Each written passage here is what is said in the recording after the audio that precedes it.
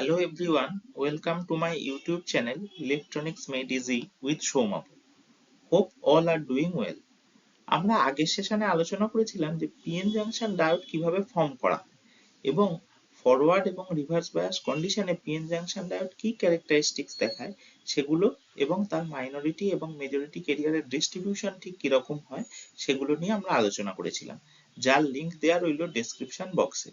আমরা এই সেশনে আলোচনা করব যে পিএন জাংশন ডায়োডের মধ্যে কারেন্ট কিভাবে ফ্লো করে এবং মেজরিটি এবং মাইনরিটি ক্যারিয়ার গুলো সেই কারেন্ট ফ্লোয়ে কিভাবে পার্টিসিপেট করে আন্ডার ফরওয়ার্ড এবং রিভার্স বায়াস কন্ডিশন। আমরা আজকের সেশনে আলোচনা করব এই টপিকগুলো, যে total current in PN junction diode, সেখানে মাইনরিটি এবং মেজরিটি ক্যারিয়ার কিভাবে পার্টিসিপেট করে যে টোটাল কারেন্ট ক্যালকুলেশনের ক্ষেত্রে সেটা দেখব। তাছাড়া এই কারেন্ট রিলেটেড বিভিন্ন ছোটখাটো ক্যালকুলেশন এখানে দেখানো হয়েছে। Piece wise linear model for diode, ডায়োডের রেজিস্ট্যান্স কিভাবে ক্যালকুলেট করা হয় সেটা আলোচনা করা হয়েছে। আর সবশেষে আলোচনা করা হয়েছে যে কি কি ধরনের ব্রেকডাউন আমরা ডায়োডের মধ্যে দেখতে পাই আর এই ব্রেকডাউনের উপরে টেম্পারেচারের কি ইম্প্যাক্ট হয়। প্রথম আমরা দেখব যে total current in PN junction diode, total current কি ক্যালকুলেট করা হয় এবং কিভাবে সেই টোটাল কারেন্টটা ফ্লো করছে পিএন জাংশন ডায়োডের মধ্যে সেটাই এখানে দেখানো হয়েছে। আমরা এর একটা পিক্টোরিয়াল রিপ্রেজেন্টেশন দেখিয়েছি। পিএন জাংশন ডায়োডের ক্ষেত্রে পি সাইডের মধ্যে মেজরিটি ক্যারিয়ার হচ্ছে হোল আর ইলেকট্রন হচ্ছে মাইনরিটি ক্যারিয়ার, যে ইলেকট্রন গুলো এন সাইড থেকে পি সাইডের দিকে ইনজেক্ট হয়ে ঢুকছে। এইবারে পি সাইডের মধ্যে হোল যেহেতু মেজরিটি ক্যারিয়ার, সেই জন্য পি সাইডে হোলের কনসেন্ট্রেশন অনেক হাই থাকছে, কিন্তু জাংশন রিজিয়নে যেহেতু এন সাইড থেকে ইলেকট্রন ইনজেক্ট হয়ে ভেতরে ঢুকে, সেই জন্য জাংশন রিজিয়নে এই হোলগুলো এই ইনজেক্টেড ইলেকট্রনের সাথে রিকম্বাইন করে যায়, তার জন্য হোলের কনসেন্ট্রেশন জাংশন রিজিয়নে এক্সপোনেনশিয়ালি রিডিউস করে। কিন্তু বডির মধ্যে হোলের কনসেন্ট্রেশন থাকে বেশি, সেই জন্য তার করেসপন্ডিং যে কারেন্টটাকে আমরা আইপিপি দিয়ে ডিনোট করেছি, সেই আইপিপির ক্ষেত্রেও দেখা যাচ্ছে কি যে জাংশন রিজিয়নে আইপিপির ভ্যালু সবচেয়ে কম, কিন্তু যত জাংশন থেকে দূরে সরে গিয়ে বডির দিকে যাওয়া যাচ্ছে তত দেখা যাচ্ছে যে আইপিপির ভ্যালু বাড়ছে। অন্যদিকে ইলেকট্রন ইনজেক্ট হচ্ছে এন সাইড থেকে পি সাইডের দিকে, তাই জন্য ইলেকট্রনের কনসেন্ট্রেশন বা মাইনরিটি যে ইলেকট্রনটা যেটা ইনজেক্ট হচ্ছে সেই মাইনরিটি ইলেকট্রনের কনসেন্ট্রেশন জাংশন রিজিয়নে সবচেয়ে বেশি হয়, তার করেসপন্ডিং কারেন্টও বেশি হয়। কিন্তু জাংশন থেকে যত এই ইলেকট্রন গুলো বডির দিকে ঢুকতে থাকে তত সেটা মেজরিটি হোলের সঙ্গে রিকম্বাইন করে যায় এবং রিকম্বাইন করার ফলে ইলেকট্রনের কনসেন্ট্রেশন এক্সপোনেনশিয়ালি রিডিউস হয়, তার ফলে করেসপন্ডিং কারেন্টও রিডিউস হয়, যেটাকে আমরা আইএনপি দিয়ে ডিনোট করেছি। সিমিলারলি এন সাইডের ক্ষেত্রে আমরা কি দেখতে পাচ্ছি যে এন সাইডের মেজরিটি ক্যারিয়ার হচ্ছে ইলেকট্রন, তার করেসপন্ডিং কারেন্ট হচ্ছে আইএনএন। ইলেকট্রনের কনসেন্ট্রেশন সবচেয়ে বেশি হয় বডিতে, কিন্তু যত জাংশনের দিকে আসছে তত, যেহেতু ফরওয়ার্ড বায়াস কন্ডিশনে পি সাইড থেকে হোল ইনজেক্ট হয় এন সাইডের দিকে, সেই জন্য এই ইনজেক্টেড হোলের সঙ্গে মেজরিটি ইলেকট্রন গুলো রিকম্বাইন করে যায় এবং ইলেকট্রনের কনসেন্ট্রেশন জাংশন রিজিয়নে ফল করে যায় এন সাইডের ক্ষেত্রে। অন্যদিকে যেহেতু হোল ইনজেক্ট হচ্ছে পি সাইড থেকে এন সাইডের মধ্যে, সেই জন্য এই ইনজেক্টেড হোলের কনসেন্ট্রেশন জাংশন রিজিয়নে কিন্তু সবচেয়ে বেশি হয়। তারপর যত জাংশন রিজিয়ন থেকে আস্তে আস্তে বডির মধ্যে ঢোকা যায় তত দেখা যায় কি যে এই ইনজেক্টেড হোলগুলো মেজরিটি ইলেকট্রনের সঙ্গে রিকম্বাইন করে যাচ্ছে এবং গ্র্যাজুয়ালি ডিক্রিজ করছে, তার ফলে তার করেসপন্ডিং কারেন্ট যেটাকে আমরা আইপিএন দিয়ে ডিনোট করেছি সেই আইপিএন ও গ্র্যাজুয়ালি ডিক্রিজ করছে।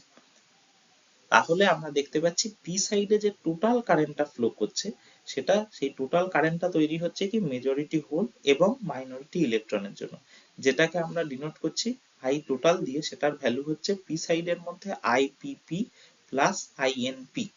অন্যদিকে এন সাইডের টোটাল কারেন্ট হচ্ছে যেটা মেজরিটি ইলেকট্রনের জন্য সেটা হচ্ছে আইএনএন, আর যেটা মাইনরিটি হোলের জন্য সেটা হচ্ছে আইপিএন। তাহলে টোটাল কারেন্ট হলো আইএনএন প্লাস আইপিএন। তাহলে পি সাইডের মধ্যে যে টোটাল কারেন্টটা ফ্লো করছে তার ভ্যালু হচ্ছে আইপিপি প্লাস আইএনপি, আর এন সাইডের মধ্যে যে টোটাল কারেন্টটা ফ্লো করছে তার ভ্যালু হচ্ছে আইএনএন প্লাস আইপিএন। এই টোটাল কারেন্ট কিন্তু কনস্ট্যান্ট থাকছে পি সাইড এবং এন সাইডের মধ্যে। এইবার আমরা দেখব যে ডায়োডের ক্ষেত্রে কারেন্ট ভোল্টেজের ক্যালকুলেশন কিভাবে করা হয়।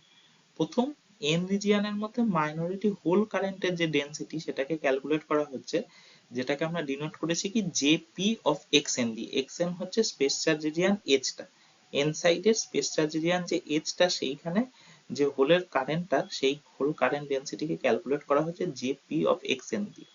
that is equals to minus q into capital dp ddx of delta pn of x। delta pn of x হচ্ছে কি excess minority hole concentration n সাইডের মধ্যে। সিমিলারলি ইলেকট্রনের কারেন্ট ডেন্সিটি p রিজিয়নে যখন আমরা ক্যালকুলেট করছি, যেটাকে ডিনোট করা হচ্ছে jn of minus xp দিয়ে। minus xp হলো space charge region h, p সাইডের যে স্পেস চার্জ রিজিয়ন h টা, সেটাকে আমরা ডিনোট করেছি কি minus xp দিয়ে। তাহলে ইলেকট্রন কারেন্ট ডেন্সিটি কি মাইনাস xp পজিশনে jn of minus xp, that is equals to q into capital dn into ddx of delta np of x। delta np of x হচ্ছে excess minority electron concentration p region। এই ফর্মুলাটা হচ্ছে কি আমরা যেটা diffusion current density calculate করার formula, সেটা যেটার কথা আমরা আগের সেশনগুলোতে আলোচনা করেছিলাম। আর ডেল্টা pn অফ x আর ডেল্টা np অফ x, যেটা হচ্ছে এক্সেস মাইনরিটি হোল কনসেন্ট্রেশন এবং এক্সেস মাইনরিটি ইলেকট্রন কনসেন্ট্রেশন, তার কথা আমরা আলোচনা করেছি এবং তার ক্যালকুলেশন আমরা দেখিয়েছি আগের সেশনে, যেটার লিংক ডেসক্রিপশন বক্সে দেয়া আছে। তাহলে টোটাল যে কারেন্ট ডেন্সিটিটা যেটা আমরা পাচ্ছি, সেই টোটাল কারেন্ট ডেন্সিটিটা হচ্ছে JP of xn plus JN of minus XP. হোলের জন্য যে কারেন্টটা এবং ইলেকট্রনের জন্য যে কারেন্টটা, সেটাই হচ্ছে টোটাল কারেন্ট ডেন্সিটি। সেই টোটাল কারেন্ট ডেন্সিটিটাকে আমরা লিখতে পাচ্ছি কি যে Q into capital DP into PN naught divided by LP plus Q into capital DN into NP naught divided by LN into exponential Q VF divided by KT minus 1, যার প্রত্যেকটা parameter কি কি, কিউ হচ্ছে electronic charge, এল যেটা আমরা LP বা LN denote করেছি সেটা হচ্ছে diffusion length for hole and electron, capital D দিয়ে আমরা ডিনোট করেছি কি diffusivity constant DP for hole এবং ডিএন ফর ইলেকট্রন। আর পিএন নট আর এনপি নট হচ্ছে মাইনরিটি হোল কনসেন্ট্রেশন এবং minority electron concentration thermal equilibrium কন্ডিশনে। ভিএফ হচ্ছে ফরওয়ার্ড বায়াস, আর কে হচ্ছে বোলসম্যান কনস্ট্যান্ট, আর টি হচ্ছে অ্যাবসলিউট টেম্পারেচার। তাহলে এই ভ্যালুটাকে আমরা লিখতে পাচ্ছি কি যে capital J S into exponentially Q VF by KT minus 1। Capital J S কে আমরা ডিনোট করছি রিভার্স স্যাচুরেশন কারেন্ট ডেন্সিটি বলে। ক্যাপিটাল জে এস এর ভ্যালু হচ্ছে Q into DP into PN naught divided by LP plus Q into DN into NP naught divided by LN, যেটাকে আমরা reverse saturation current density of diode বলে identify করি। এবার আসি আমরা পিএন জাংশন ডায়োডের কারেন্ট ভোল্টেজ ক্যারেক্টারিস্টিক্স এর graphical representation, যেখানে এক্স অ্যাক্সিস বরাবর আমরা অ্যাপ্লাইড ভোল্টেজকে প্লট করি আর ওয়াই অ্যাক্সিস বরাবর আমরা কারেন্ট ডেন্সিটি বা কারেন্টকে প্লট করি। এখানে আমরা যেহেতু কারেন্ট ডেন্সিটি ভোল্টেজের গ্রাফ প্লট করেছি, সেই জন্য এখানে জে ভার্সেস ভি প্লট করা হয়েছে। এখানে ফরওয়ার্ড এবং রিভার্স বায়াস কন্ডিশনে ডায়োডের কিরকম সার্কিটের স্ট্রাকচার হয়, সেই সার্কিটের কনফিগারেশনকে আমরা দেখিয়েছি ফরওয়ার্ড এবং রিভার্স বায়াস কন্ডিশন এবং তার করেসপন্ডিং যে ফর্মুলা সেটাও দেখানো হয়েছে। প্রথম আসছি forward bias condition. Forward bias কন্ডিশনে দেখা যায় কি যে যত ভোল্টেজটা জিরো থেকে আস্তে আস্তে বাড়ানো হচ্ছে, মানে পজিটিভের দিকে যত বাড়ানো হয়, তত কারেন্ট আস্তে আস্তে বাড়তে থাকে ডায়োডের মধ্যে। কিন্তু একটা সার্টেন ভোল্টেজের পর দেখা যায় যে কারেন্টটা এক্সপোনেনশিয়ালি রাইজ করছে, এক্সপোনেনশিয়ালি বাড়তে থাকে। তখন অল্প পরিমাণ ভোল্টেজ বাড়ালেই কারেন্টের ভ্যালু হু হু করে বাড়তে থাকে। এই যে ভোল্টেজটা, যে ভোল্টেজের পর থেকে কারেন্টের ভ্যালুটা ফরওয়ার্ড বায়াস কন্ডিশনে এক্সপোনেনশিয়ালি ইনক্রিজ করে, সেই ভোল্টেজকে ডায়োডের ক্ষেত্রে break point, offset threshold, turn on or cut in voltage বলে। কেন টার্ন অন বলছে, তার কারণ হচ্ছে এই ভোল্টেজের পর থেকে ডায়োডটা কিন্তু অন অবস্থায় গেল এবং ডায়োড তখন একদমই শর্ট সার্কিট কন্ডিশনে চলে এসেছে এবং ডায়োডের মধ্যে দিয়ে বিপুল পরিমাণে কারেন্ট ফ্লো করছে। এই কাট ইন ভোল্টেজের ভ্যালু জার্মেনিয়ামের ক্ষেত্রে হয় 0.2 ভোল্ট আর সিলিকনের ক্ষেত্রে হয় 0.6 ভোল্ট। তার মানে কি সিলিকনের 0.6 ভোল্টের পর থেকে যখন ভোল্টেজ বাড়ানো হচ্ছে ফরওয়ার্ড বায়াস কন্ডিশনে, তখন দেখা যায় যে সিলিকন ডায়োড এক্সপোনেনশিয়ালি তার কারেন্ট বাড়ছে, এবং জার্মেনিয়ামের ক্ষেত্রে কাট ইন ভোল্টেজ যেহেতু কম, সেই জন্য 0.2 ভোল্টের পর থেকেই জার্মেনিয়াম ডায়োডের মধ্যে কারেন্টের ফ্লো এক্সপোনেনশিয়ালি বাড়তে থাকে। এরপর আমরা এই যে ফরওয়ার্ড বায়াস কন্ডিশনে যে ডায়োডের কারেন্ট ডেন্সিটি ফর্মুলাটা দেখিয়েছি, সেখানে দেখিয়েছি কি যে J is equal to Js into exponentially QVF divided by eta into K into T minus 1। এই ইটা টার্মটাকে ডায়োডের ক্ষেত্রে বলা হয় হচ্ছে আইডিয়ালিটি ফ্যাক্টর, যার ভ্যালু জার্মেনিয়ামের ক্ষেত্রে হয় 1 আর সিলিকনের ক্ষেত্রে হয় 2। এবার আসি আমরা reverse bias condition. Reverse bias কন্ডিশনে দেখা যাচ্ছে কি যে যতই ভোল্টেজ ইনক্রিজ করা হোক না কেন, ডায়োডের মধ্যে দিয়ে একটা কনস্ট্যান্ট কারেন্ট ফ্লো করে, এবং এই কনস্ট্যান্ট কারেন্টের ভ্যালুটা কিন্তু খুব কম, যেটাকে আমরা রিভার্স স্যাচুরেশন কারেন্ট বলে থাকি। এই রিভার্স স্যাচুরেশন কারেন্ট কিন্তু রিভার্স বায়াস কন্ডিশনে সবসময় নেগেটিভ হয় এবং নেগেটিভ কারেন্টই ফ্লো করতে থাকে। কিন্তু ভোল্টেজ বাড়তে বাড়তে যখন একটা সার্টেন ভোল্টেজে চলে যায়, যেটাকে আমরা VBR দিয়ে রিপ্রেজেন্ট করেছি, এই VBR এর পর দেখা যায় কি যে রিভার্স বায়াস কন্ডিশনও অল্প পরিমাণ ভোল্টেজ বাড়ালেই ডায়োডের মধ্যে হিউজ পরিমাণে কারেন্ট ফ্লো করতে থাকে, এবং এরপরেও কিন্তু কারেন্টটা অলমোস্ট এক্সপোনেনশিয়ালি ইনক্রিজ করে। সেই ভোল্টেজটাকে বলা হয় হচ্ছে ব্রেকডাউন ভোল্টেজ, যেটাকে আমরা VBR দিয়ে রিপ্রেজেন্ট করি। এই ব্রেকডাউন ভোল্টেজ পর্যন্তই ডায়োডকে অপারেট করা যায়, কারণ এরপরে ডায়োডের মধ্যে ব্রেকডাউন হয়ে যায় এবং ডায়োড কিন্তু নষ্ট হয়ে যায়। তারপরে আর ডায়োডকে ইউজ করা যায় না। তবে ব্রেকডাউনের পরও কিছু কিছু ডায়োডকে আমরা ইউজ করতে পারি, এবং সেই ডায়োডগুলোকে ব্রেকডাউনের পরই ইউজ করা হয়, তাদের কথা আমরা পরবর্তী সেশনে আলোচনা করব। এইবার আমরা ডায়োডের পিসওয়াইজ লিনিয়ার মডেল সম্পর্কে আলোচনা করব। প্রথম বলি যে পিসওয়াইজ লিনিয়ার মডেলটা কি। পিসওয়াইজ লিনিয়ার মডেলের মাধ্যমে যে কোনো ধরনের কমপ্লেক্স বা নন লিনিয়ার রিলেশনশিপের গ্রাফকে আমরা ছোট ছোট পিস বা ছোট ছোট অংশে ভাগ করে নিয়ে আমরা সেটাকে লিনিয়ারলি রিপ্রেজেন্ট করতে পারি। এটা সাধারণত ইলেকট্রনিক্স বা স্ট্যাটিস্টিক্স এর ক্ষেত্রে ব্যবহার করা হয়ে থাকে। এইবার আসি যে ডায়োডের ক্ষেত্রে কিভাবে আমরা পিসওয়াইজ লিনিয়ার মডেল ইউজ করছি। প্রথম কন্ডিশনে আমরা কনসিডার করেছি কি যে আইডিয়াল ডায়োড। আইডিয়াল ডায়োডের ক্ষেত্রে ফরওয়ার্ড বায়াস কন্ডিশনে কোনো ফরওয়ার্ড রেজিস্ট্যান্স থাকবে না এবং কোনো কাট ইন ভোল্টেজ থাকবে না। তাহলে আমরা তার করেসপন্ডিং আইভি ক্যারেক্টারিস্টিক্স যে প্লট করেছি, সেইখানে দেখা যাচ্ছে কি যে যেহেতু কোনো কাট ইন ভোল্টেজ নেই, সেই জন্য 0 ভোল্ট কন্ডিশনেই ডায়োডের কিন্তু কারেন্ট রাইজ করে গেছে, এবং সেটা কিন্তু একদম স্ট্রেট লাইনে ভার্টিক্যালি ইনক্রিজ করছে। কোনো এক্সপোনেনশিয়াল এফেক্ট পাওয়া যাচ্ছে না, কারণ আমরা আগেই বললাম যেটা আমরা পিসওয়াইজ লিনিয়ার মডেল কনসিডার করেছি। তাই জন্য নন লিনিয়ার প্লটকে আমরা লিনিয়ারলি রিপ্রেজেন্ট করার চেষ্টা করছি। এবার যেহেতু আইডিয়াল কন্ডিশনে কোনো কাট ইন ভোল্টেজ নেই এবং কোনো রেজিস্ট্যান্স নেই, সেই জন্য ডায়োডের অ্যাক্রসে যে ভোল্টেজ ড্রপটা হচ্ছে তার ভ্যালু কিন্তু 0। এরপর আমরা কনসিডার করব যে পিসওয়াইজ লিনিয়ার উইথ 0 রেজিস্ট্যান্স। এখানে আমরা কনসিডার করছি কি যে কাট ইন ভোল্টেজ আছে, যেটাকে আমরা রিপ্রেজেন্ট করছি ভি গামা দিয়ে। তার জন্য তার করেসপন্ডিং আইভি ক্যারেক্টারিস্টিক্স যেটা দেখা যাচ্ছে, সেটা দেখা যাচ্ছে কি যে আগের থেকে এখানে চেঞ্জ হচ্ছে, কারণ আগে যেটা ভি ইজ ইকুয়াল টু 0 পজিশনেই কারেন্টের ভ্যালুটা রাইজ করছিল, সেটা এখন V is equal to V gamma পজিশনে কারেন্টের ভ্যালুটা রাইজ করছে। তার মানে ডায়োডের অ্যাক্রসে যে ভোল্টেজ ড্রপটা হচ্ছে, সেটাই হচ্ছে তার cut in voltage, that is VD equals to V gamma.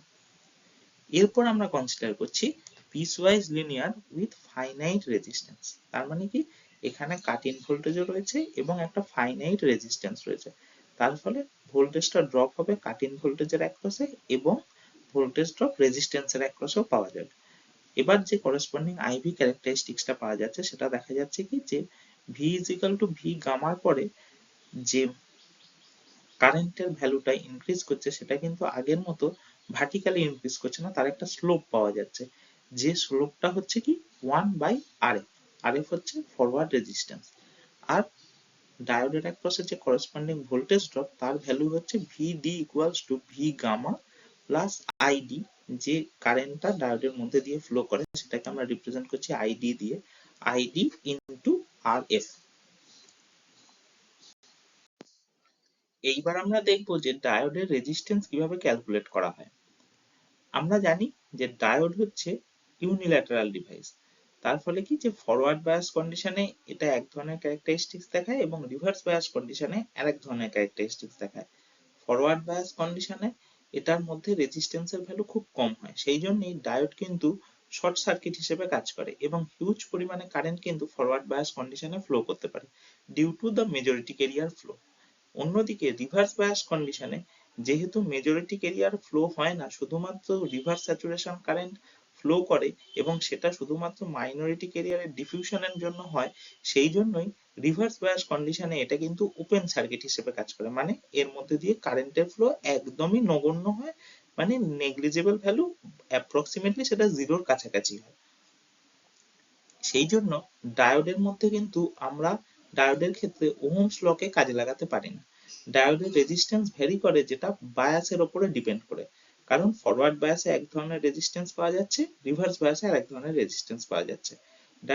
ডায়োডের resistance calculate করা হচ্ছে আর এসি এর মাধ্যমে। R AC equals to DV DI, that is equals to eta divided by 39 into I plus IS. I হচ্ছে ডায়োডের current এবং IS হচ্ছে reverse saturation current. এবার যখন সেটা ফরওয়ার্ড বায়াস কন্ডিশনে আসছে, তখন দেখা যাচ্ছে কি যে আই এর ভ্যালুটা অনেক বেশি রিভার্স স্যাচুরেশন কারেন্টের থেকে। সেই জন্য ডায়োডের রেজিস্ট্যান্সটাকে আমরা লিখতে পাচ্ছি কি যে R AC equals to eta divided by 39 into I. আমরা আইএস কে নেগলেক্ট করতে পারি।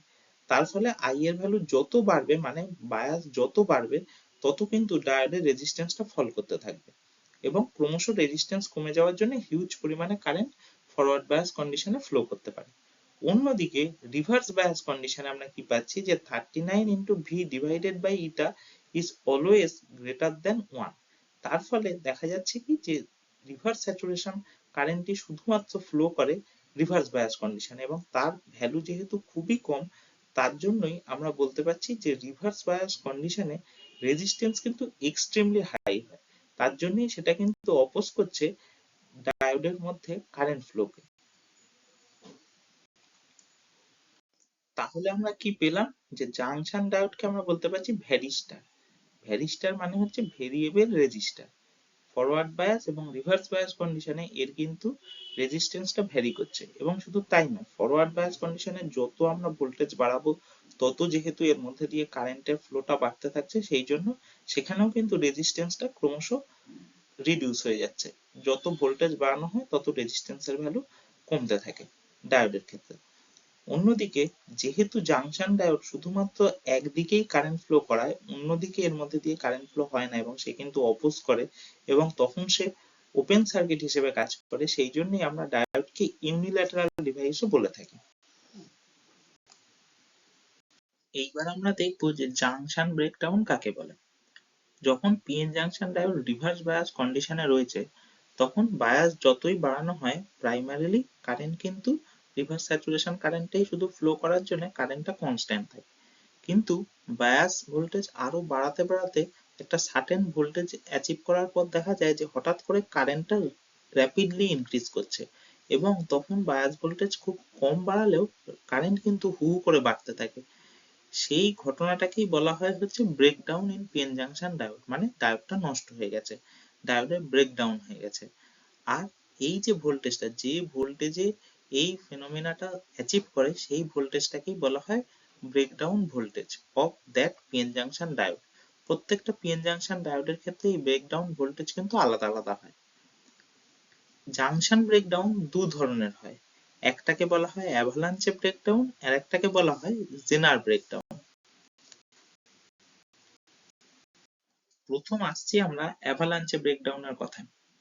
যখন কোনো PN junction diode lightly doped অবস্থায় থাকে, লাইটলি ডোপড হওয়ার জন্য তাতে যে ডিপ্লিশন রিজিয়নটা তৈরি হয় রিভার্স বায়াস কন্ডিশনে, সেটা অনেক বেশি চওড়া হয় এবং রিভার্স বায়াস যখন বাড়তে বাড়তে খুব হাই রিভার্স বায়াস দেয়া হয়, তখন দেখা যায় কি যে এই যে পি রিজিয়ন থেকে মাইনরিটি ইলেকট্রন ইনজেক্ট হচ্ছে এন রিজিয়নের দিকে এবং এন রিজিয়ন থেকে যে মাইনরিটি হোল ইনজেক্ট হচ্ছে পি রিজিয়নের দিকে, সেই ইলেকট্রন এবং হোল ডিপ্লিশন রিজিয়নের মধ্যে যে অ্যাটম থাকে সেই অ্যাটমের সঙ্গে কোলাইড করে নতুন ইলেকট্রন হোল পেয়ার তৈরি করে এবং এই যে নতুন ইলেকট্রন হোল পেয়ার তৈরি হলো, সেটা যখন এই ইলেকট্রন গুলো এন সাইডের দিকে এবং হোলটা পি সাইডের দিকে মুভ করছে, তখন তারা আবার করে নতুন অ্যাটমের সঙ্গে ধাক্কা খায় এবং নতুন ইলেকট্রন হোল পেয়ার তৈরি করে, এবং এই প্রসেসটা একটা কিউমুলেটিভ প্রসেসের মতো চলতেই থাকে। কন্টিনিউয়াসলি যে ইলেকট্রন হোল পেয়ার জেনারেট হয়েছে সেই ইলেকট্রন হোল পেয়ার গুলো আবার করে ধাক্কা খাচ্ছে অ্যাটমের সাথে এবং নতুন ইলেকট্রন হোল পেয়ার তৈরি করে। এবং এই যে ইলেকট্রন গুলো তৈরি হলো এবং হোল গুলো তৈরি হলো, সেই ইলেকট্রন গুলো ডিপ্লিশন রিজিয়ন থেকে মুভ করে এন সাইডে, আর হোল গুলো ডিপ্লিশন রিজিয়ন থেকে মুভ করে পি সাইডের দিকে। তার ফলে যেটা হয় সেটা হচ্ছে কি, এই অ্যাভালাঞ্চে মাল্টিপ্লিকেশনের জন্য হিউজ পরিমাণে একটা রিভার্স কারেন্ট ফ্লো করতে থাকে। কারণ ইলেকট্রনের মুভমেন্ট হয় এন সাইডের দিকে রিভার্স বায়াস কন্ডিশনে এবং হোলের মুভমেন্ট হয় পি সাইডের দিকে, সেটাই রিভার্স কারেন্টটা জেনারেট করে। এবং এই হিউজ পরিমাণ রিভার্স কারেন্ট ফ্লো করার জন্যই এখানে জাংশনের ব্রেকডাউন হয়, এবং তখন দেখা যায় কি যে খুব অল্প পরিমাণে ভোল্টেজ ইনক্রিজ করলেই হিউজ পরিমাণে কারেন্ট ফ্লো করতে থাকে, যেটা আমরা ব্রেকডাউন কন্ডিশনে দেখিয়েছিলাম আগের স্লাইডে। তাহলে এই যে ফেনোমেনাটা হচ্ছে, যেখানে অ্যাভালাঞ্চে মাল্টিপ্লিকেশনের ফলে ব্রেকডাউন হয় এবং হিউজ পরিমাণে ইলেকট্রন হোল পেয়ার জেনারেট হওয়ার জন্য লার্জ অ্যামাউন্টে রিভার্স কারেন্ট ফ্লো করে, সেই ঘটনাটাকেই বলা হয় অ্যাভালাঞ্চে ব্রেকডাউন। অ্যাভালাঞ্চে ব্রেকডাউনের পরেরটা হচ্ছে জেনার ব্রেকডাউন। জেনার ব্রেকডাউন দেখা যায় যখন PN junction diode heavily doped অবস্থায় থাকে। হেভিলি ডোপড হওয়ার জন্য এখানে ডিপ্লিশন রিজিয়নের উইথ খুব সরু হয়, এবং যেহেতু রিভার্স বায়াস কন্ডিশনে পি সাইডের ভ্যালেন্স ব্যান্ড এন সাইডের কন্ডাকশন ব্যান্ডের থেকে ওপরে উঠে যায়, এবং পি সাইডের ফার্মি লেভেল যেহেতু ওপরে থাকে এন সাইডের থেকে, সেই জন্য পি থেকে সহজেই ইলেকট্রন তার কোভ্যালেন্ট বন্ডিং রাপচার করে বা ব্রেক করে সহজেই সেই ইলেকট্রন গুলো এন সাইডের কন্ডাকশন ব্যান্ডে ইনজেক্ট হতে পারে থ্রু ডিপ্লিশন লেয়ার। এখানে যেহেতু ডিপ্লিশন লেয়ারের উইথ অনেক সরু, তার ফলে সহজেই ডিপ্লিশন লেয়ারের মধ্যে দিয়ে এটা টানেলিং এর মাধ্যমে এন সাইডে চলে যেতে পারে, এবং এন সাইডে চলে যাওয়ার ফলে হিউজ পরিমাণে ইলেকট্রন পি সাইড থেকে যেহেতু এন সাইডের মধ্যে মুভ করে, এবং পি সাইডে এই যে হোল গুলো থেকে গেল সেগুলো যেহেতু পি সাইডের কন্টাক্ট লেয়ারের দিকে মুভ করতে থাকে, তার ফলে এখানে একটা huge reverse bias current flow করে।